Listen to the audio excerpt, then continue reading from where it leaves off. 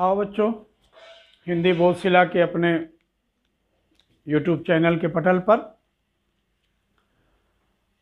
मेरे बच्चों, आज हम लोगों का विषय है विशेषण विशेष्य का दूसरा भाग।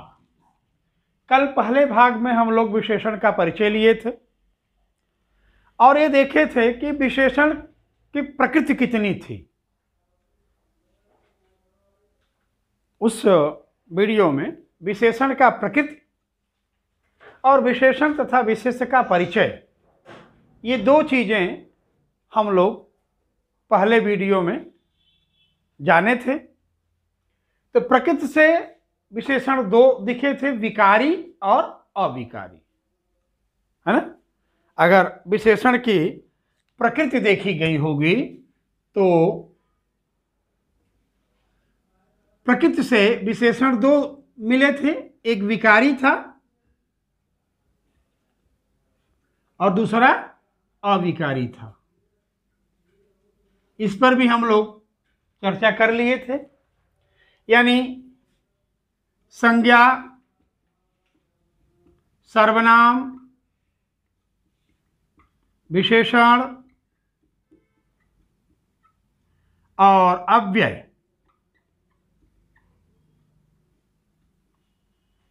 जिनको हम नाम धातु कहते हैं, जो इनकी विशेषता बताया था वो क्या हुआ था, विकारी। और जो क्रिया की विशेषता बताए थे यानी क्रिया विशेषण, ये क्या थे, अविकारी थे। इस सब पर हम लोग पिछले वीडियो में चर्चा कर ली है। अब हम आते हैं विशेषण विशेष्य के भाग 2 के चैप्टर में। और इस चैप्टर में हम विशेषण की प्रायोगिक रूप देखेंगे। क्या देखेंगे? विशेषण का प्रायोगिक रूप। तो विशेषण का अगर हम प्रायोगिक रूप देखें, विशेषण का प्रायोगिक रूप, तो विशेषण का प्रायोगिक रूप मेरे बच्चों 3 होते हैं। ठीक है। नंबर 1, विशेष्य विशेषण।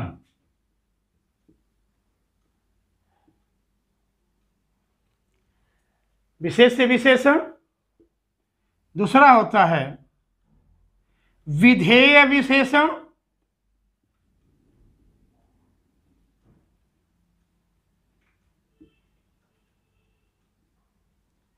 और तीसरा होता है प्रविशेषण।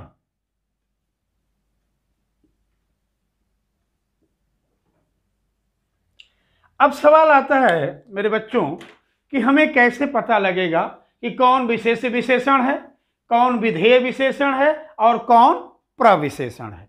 तो सिंपल सी बात है, इसमें बहुत माथापच्ची नहीं है। अब आपको मैं एक सूत्र दे रहा हूं कि विशेषण प्लस विशेष्य,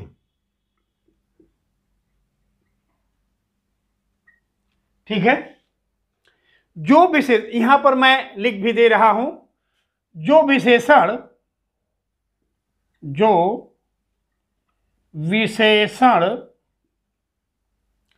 अपने विशेष्य से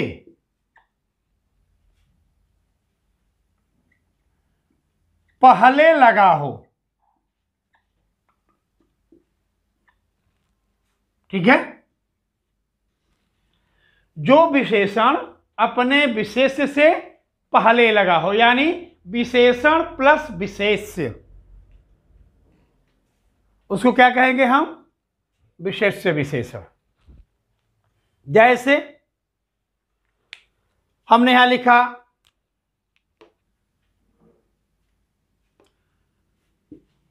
बहुत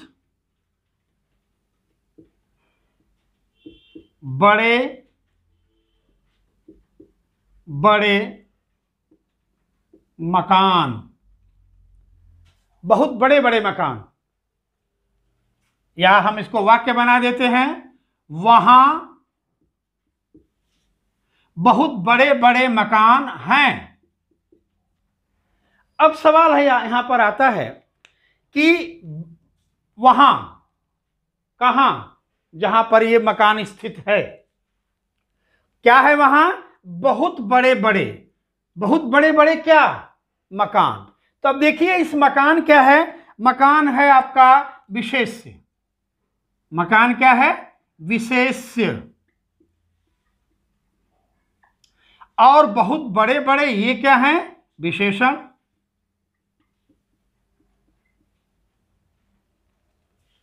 तो अब ये विशेषण अपने विशेष से पहले है। ये जो विशेषण है वो अपने विशेष से पहले है, अतः यह क्या कहलाएगा? विशेष विशेषण। विशेषण प्लस विशेष्य, यानी वो विशेषण जो अपने विशेष से पहले आए। ठीक है, क्लियर हुआ? अब आते हैं दूसरे पर, विधेय विशेषण। विधेय विशेषण क्या है? तो विधेय विशेषण का मतलब हुआ कि विशेष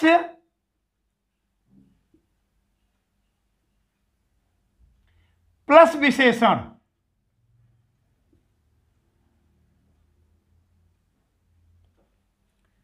देखिए यहां क्या है? विशेष प्लस विशेषण प्लस विशेष।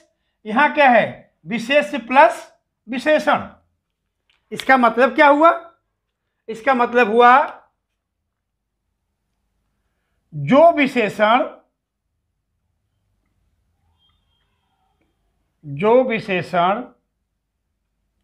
अपने विशेष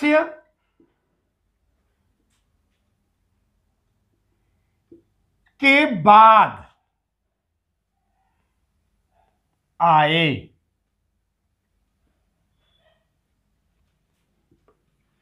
जो विशेषण अपने विशेष के बाद आए वो क्या कहलाएगा? विधेय विशेषण।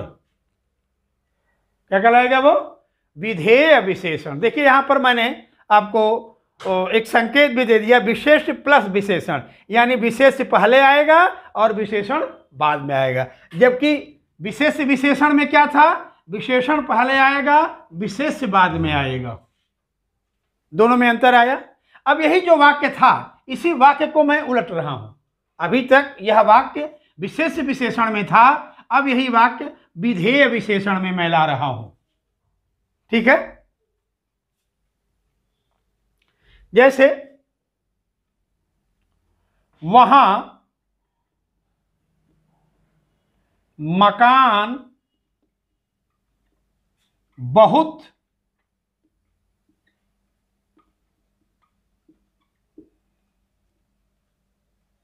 बड़े बड़े हैं। ध्यान दीजिए, यहां पर देखिए मकान बहुत बड़े बड़े के बाद आया और यहां मकान बहुत बड़े बड़े से पहले आया। यानी ये जो विशेषण है, ये विशेषण है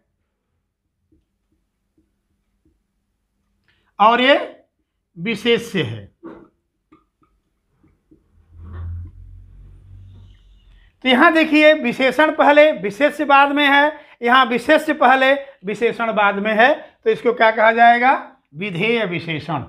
यानी जो विशेषण अपने विशेष्य के बाद आए। ठीक मित्रों, दोनों क्लियर हो गया? विशेषण का जो प्रायोगिक रूप है, ये कितने तरह से प्रयोग में लाया जाता है। तो पहला हो गया इसका विशेष विशेषण, दूसरा हो गया विधेय विशेषण। अब हम तीसरे पर आते हैं, प्रविशेषण। ये प्र माने क्या होता है? प्र अगर उपसर्ग देखा जाए तो प्र माने प्रबल, अधिक, ज्यादा, बहुत। प्र उपसर्ग का मीनिंग क्या है? प्रबल, अधिक, ज्यादा आदि। तो यहां प्रविशेषण,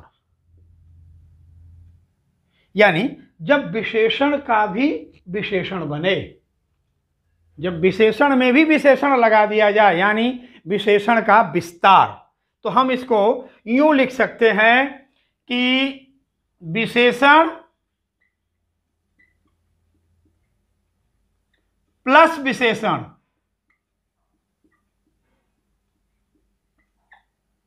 विशेषण प्लस विशेषण।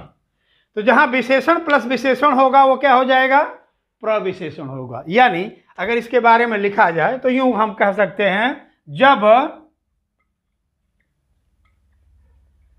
किसी विशेषण का भी विशेषण लगाया जाए तो प्रविशेषण कहलाता है। यानी विशेषण प्लस विशेषण बराबर प्रविशेषण। ठीक है दोस्त, अब ये लगता कहां कहां है, कैसे कैसे लगेगा? अब देखिए यहां पर हम आपको बता देते हैं। ये जो बहुत बड़े बड़े देख रहे हैं ना, तो ये जो बहुत है ये अपने आप में इसका प्रविशेषण बना रहा है। क्या बना रहा है? प्रविशेषण। अगर हम इसको हटा दें तो वहां, ये देखिए इसको छुपा दिया, वहां बड़े मकान हैं, वहां बड़े मकान हैं।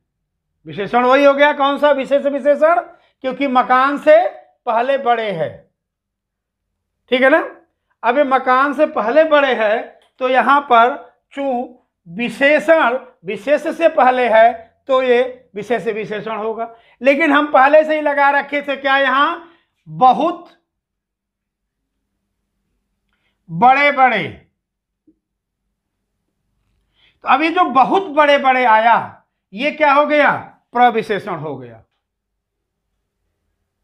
उसी तरह से हम विधेय विशेषण में भी प्रविशेषण का प्रयोग कर सकते हैं। जैसे वहां मकान बहुत बड़े बड़े हैं, तो ये भी बड़े बड़े जो है वो विशेषण है, बहुत बड़े बड़े, ये क्या हो गया?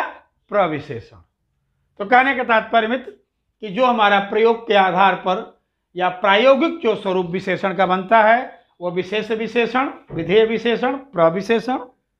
इसका सीधा सा शॉर्टकट है कि यदि विशेषण प्लस विशेष होगा तो विशेष विशेषण, यदि विशेष प्लस विशेषण होगा तो विधेय विशेषण, और अगर विशेषण में विशेषण जुड़ा होगा तो प्रविशेषण होगा। एक दूसरे उदाहरण के रूप में अगर मैं यहां पर लिख रहा हूं,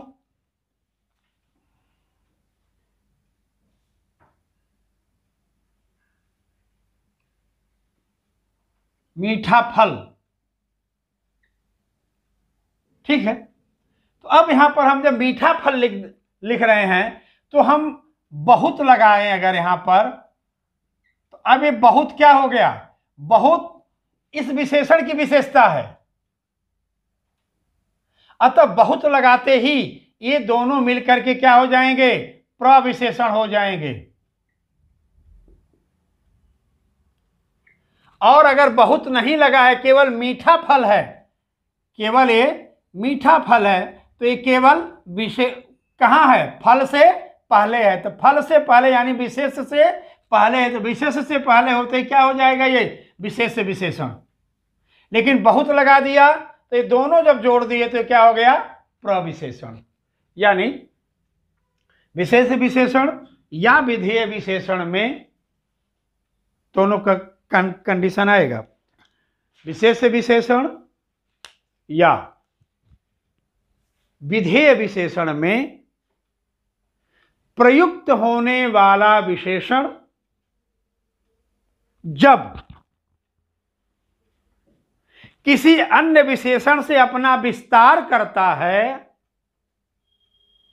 तो वह प्रविशेषण कहलाता है।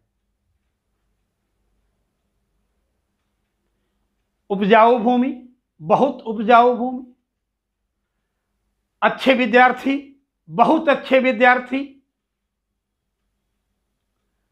मीठी चाय, बहुत मीठी चाय, फीकी चाय, बहुत फीकी चाय।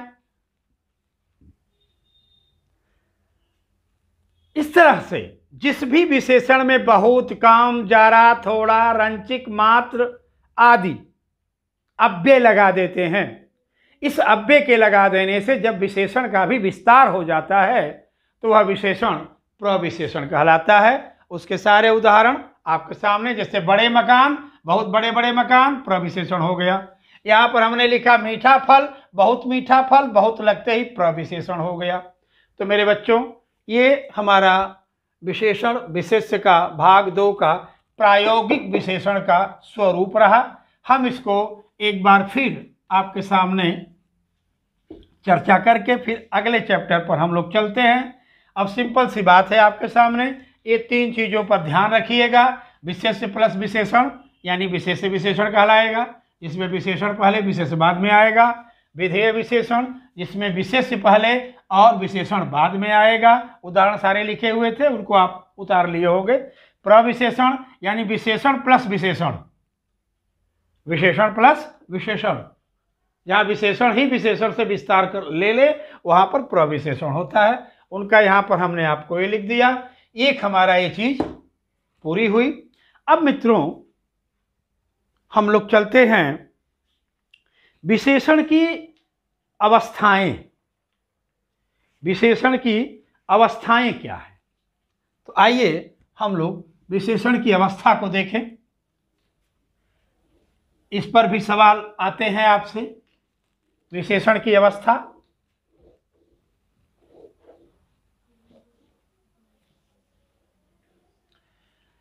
मेरे बच्चों, विशेषण 3 अवस्थाओं में दिखाई पड़ते हैं। अपने मौलिक रूप में, दूसरा उसका अपना मध्यमावस्था होता है, और उसके बाद उत्तमावस्था होती है। और ये अवस्थाएं किसी न किसी प्रत्यय से ही बनती हैं। ये अवस्थाएं किससे बनती हैं? प्रत्यय से बनती हैं।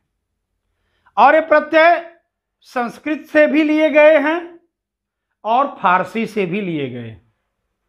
ये दोनों स्थानों से लिए गए। तो सबसे पहले हम यहां पर विशेषण की अवस्था पर ध्यान देंगे।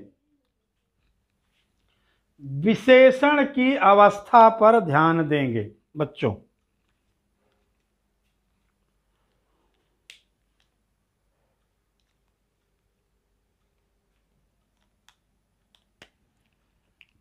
विशेषण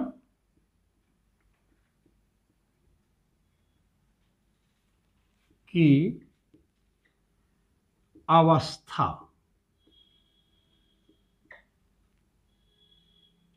जिसको डिग्रीज कहते हैं, अंग्रेजी में कहते हैं ना गुड, बेटर, बेस्ट।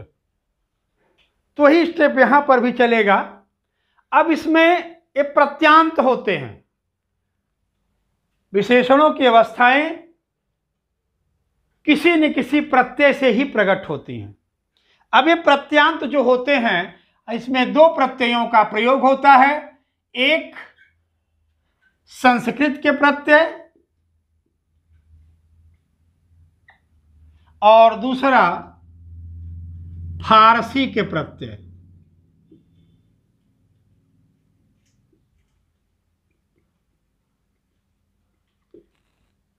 अब ये अवस्थाएं कितनी होती हैं? ये अवस्थाएं 3 होती हैं। कौन कौन सी? आइए देखते हैं। अच्छा, संस्कृत में कौन कौन से आते हैं, इनको भी आप देख लीजिए। मूल अवस्था यानी मूलावस्था होता है। मूलावस्था के बाद तर और तम। मध्यमावस्था में तर और उत्तमावस्था में तम आता है। यहां पर भी अगर आप आएंगे तो देखेंगे इनका मूलावस्था होता है, यानी मूल। मूल के बाद मध्यमा के लिए आएगा तर और उत्तमा क्या आएगा? तरीन। ये इनमें स्थितियां बनेगी। संस्कृत में मूल अवस्था तर और तम, फारसी में मूल अवस्था तर और तरीन। इससे हम जो डिग्रीज होते हैं अपने विशेषणों का, जो अवस्था होती है उसको हम प्रकट करते हैं। जैसे मैं एक उदाहरण आपके सामने देना चाह रहा हूं। मूल अवस्था,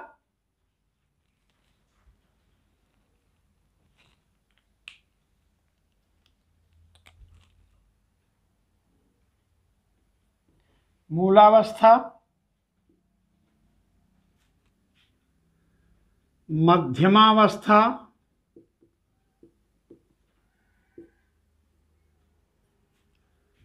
उत्तमावस्था।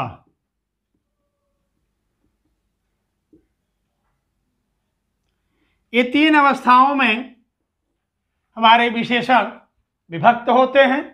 जैसे मूलावस्था में अगर मैं लिखूं सुंदर, यहां हो जाएगा सुंदरतर।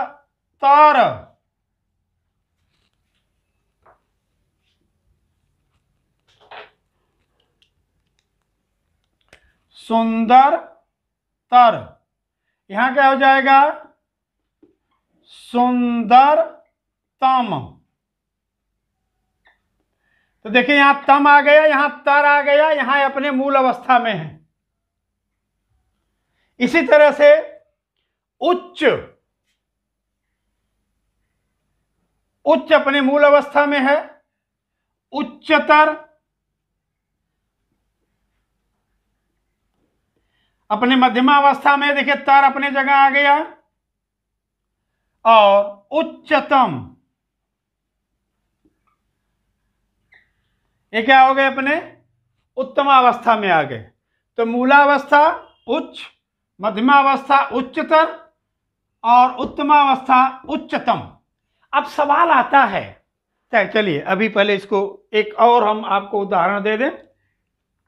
जैसे दीर्घ, दीर्घतर और दीर्घतम। ये तो संस्कृत के प्रत्ययों से बनाए हुए विशेषणों की अवस्था का स्वरूप है। आइए एक बार इनको भी देख लेते हैं। फारसी के प्रत्ययों से जो बन रहे हैं उनमें भी ये मूलावस्था हो जाएगा, ये मध्यमावस्था हो जाएगा और ये तीसरा उत्तमावस्था हो जाएगा। तो मूलावस्था में जैसे हमने यहां पर लिखा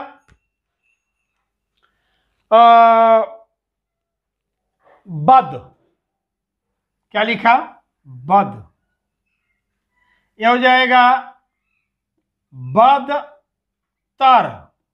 बद हो गया बदतर, और यहां क्या हो जाएगा बदतरीन।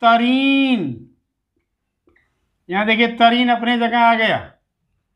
बद, बदतर, बदतरीन। उसी तरह से कम, कामतर और कम तरीन। इस प्रकार से बच्चों ये शब्दों का अपना निर्माण होता है। हम विशेषणों का सवाल यहां पर आता है कि ये क्यों बनाए जाते हैं, इनकी इन अवस्थाओं का औचित्य क्या है। मुख्य रूप से क्या देखना है, इनका औचित्य। तो औचित्य क्या होता है कि विशेषण तुलनात्मक होता है। उस तुलनात्मक अवस्था को प्रकट करने के लिए विशेषणों में प्रत्यय लगा करके उनके वर्ग तैयार कर लिए जाते हैं। जैसे मूलावस्था, मूलावस्था में किसी का किसी से तुलना नहीं है। राम अच्छा है तो अच्छा है, विनोद अच्छा विद्यार्थी है, अच्छा विद्यार्थी, अच्छा अपने जगह मूल स्थिति में आ गया, श्रेष्ठ स्थिति में आ गया। लेकिन अगर दो के बीच में राम को हम ला रहे हैं या विनोद को हम ला रहे हैं कि विनोद मोहन से अच्छा है, विनोद मोहन से अच्छा है, तो यहां क्या हो गया मध्यमा अवस्था। क्यों? क्योंकि सिर्फ दो के बीच में हो रहा, समुदाय में नहीं हो रहा, दो के बीच में हो रहा है, तो वहां क्या हो जाएगा, ये मध्यमावस्था। ठीक है ना, कि मोहन श्याम से सुंदरतर है। मोहन सुंदर है, मोहन श्याम से सुंदरतर है, मोहन सभी बच्चों में सुंदरतम है। तो जहां दो का कंपैरिजन हो वहां पर मध्यमावस्था होती है, और जहां एक पूरे समुदाय में से किसी एक को सर्वश्रेष्ठ चुनना हो वहां किसकी होती है, उत्तमावस्था का प्रयोग होता है। ठीक, मूलावस्था, मध्यमावस्था, उत्तमावस्था। अगर विशेषण अपने मूल रूप में है तो मूलावस्था में प्रयोग किया जाएगा।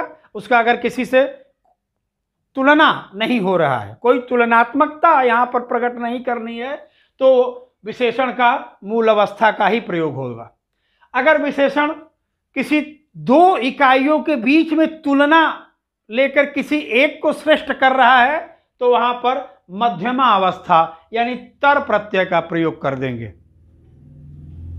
और अगर विशेषण किसी झुंड, समुदाय या संपूर्णता में से किसी एक को श्रेष्ठ बना रहा है तो वहां के लिए क्या होगा, उत्तमावस्था होगा।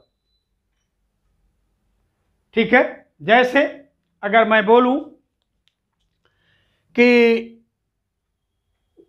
हिमालय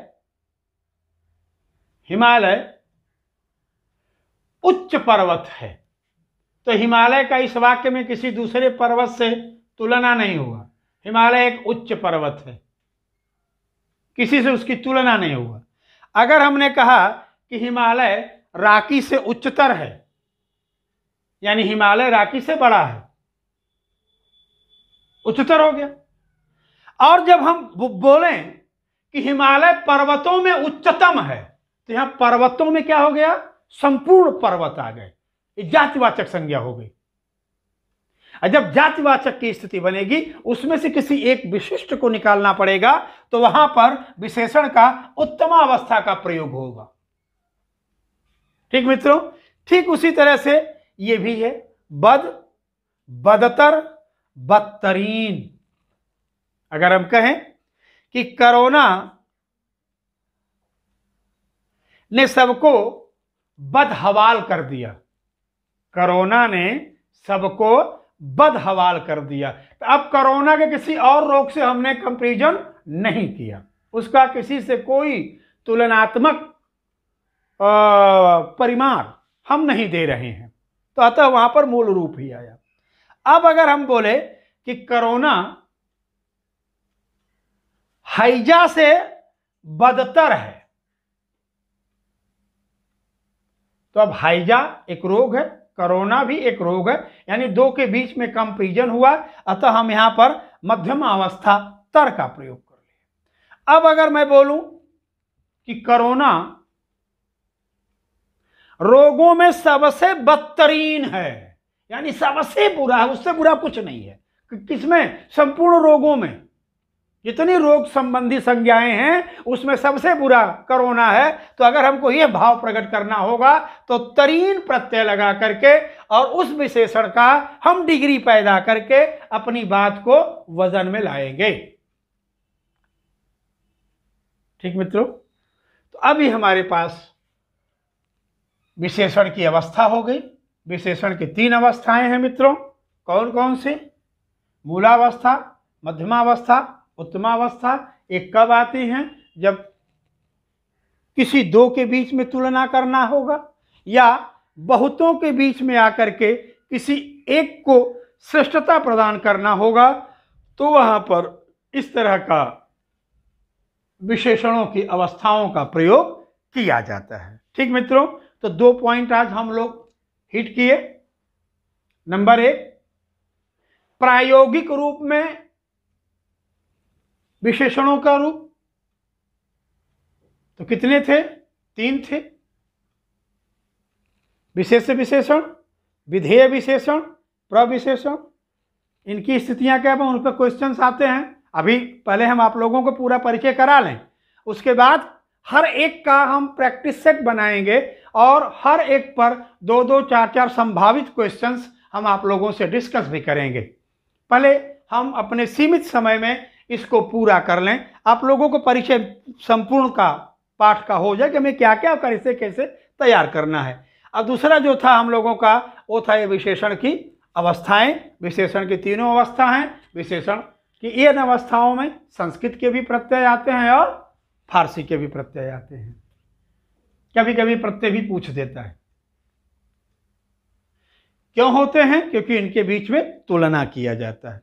अगर तुलना सब में से किसी एक को बताएंगे तो उत्तमावस्था, अगर दो की तुलना सिर्फ करेंगे किसी एक को बताएंगे तो मध्यमावस्था, और अगर किसी की तुलना नहीं हो रही है तो सिर्फ विशेषण का मूल अवस्था ही काम करती है। ठीक बच्चों, तो ये हमारा अब हम लोग 3 स्टेप पार किए। विशेषण का परिचय पहले वीडियो में था। इस वीडियो में हम लोग 2 चीज देखे, विशेषण की अवस्था और विशेषण का प्रायोगिक रूप। क्योंकि प्रायोगिक रूप पर बहुत सारे प्रश्न आए हैं, पूछा जाता है वाक्य में देकर कि इसमें प्रविशेषण कौन है या इसमें लगने वाला विशेषण है। विशेष विशेषण, विधेय विशेषण, प्रविशेषण कोई नहीं। इस तरह से इन विशेषणों का भी परिचय हुआ। मूलावस्था, मध्यमावस्था, इस पर भी प्रश्न कर देता है कि सोहन विद्यार्थियों में श्रेष्ठतम विद्यार्थी है। अब श्रेष्ठतम यह विशेषण की कौन सी अवस्था है? तो तम जहां दिखेगा वहां पर क्या होगा? उत्तमावस्था होगा। तर जहां दिखेगा वहां पर क्या होगा? मध्यमावस्था होगा। और अगर तर और तम नहीं है तो अपने मूल अवस्था में विद्यमान रहेगा। ठीक बच्चों, तो आज ये 2 टॉपिक हम लोग क्लियर किए। अभी इस पर अभ्यास नहीं चल रहा है, अभी केवल उन टॉपिकों से आपका परिचय हो रहा है। अब फिर हम यहाँ प्रश्न लिखेंगे, प्रश्न लिख करके उसमें कौन सा विशेषण है, उससे कौन कौन से प्रश्न कैसे कैसे निकलेंगे, उसकी हम लोग चर्चा करेंगे। अभी तो पहले सारे के सारे को जानोगे तभी तो भाई, पहचानोगे कब? आज आप अपने घर से निकले और आपके रास्ते में कितने लोग मिले, बता सकते हैं? नहीं बता पाओगे। क्यों? क्योंकि आप उन्हें नहीं जान रहे हो। परंतु अगर एक बार उनको जान लोगे तब वो अगर आपके रास्ते में कहीं से निकलेंगे तो आपको याद रहेगा, अच्छा हाँ आप तो वहां दिखे थे। वो याद रहेगा कौन? जिसे आप जानते हैं। और वो याद नहीं रहेगा कौन? जिसे आप नहीं जानते। तो पहले आप जानिए, जब जान लेंगे तो नेक्स्ट स्टेप में पहचानना शुरू हो जाएगा। ठीक बच्चों, इसी के साथ आज का ये क्लास रोक रहा हूं।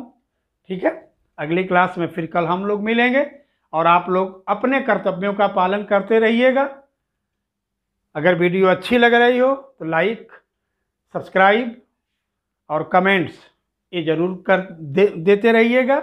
और उसी बल पे जो ऊर्जा आप हमें देंगे उसी ऊर्जा से हम भी अपने इस कर्तव्य में लगे रहेंगे। बेटा धन्यवाद।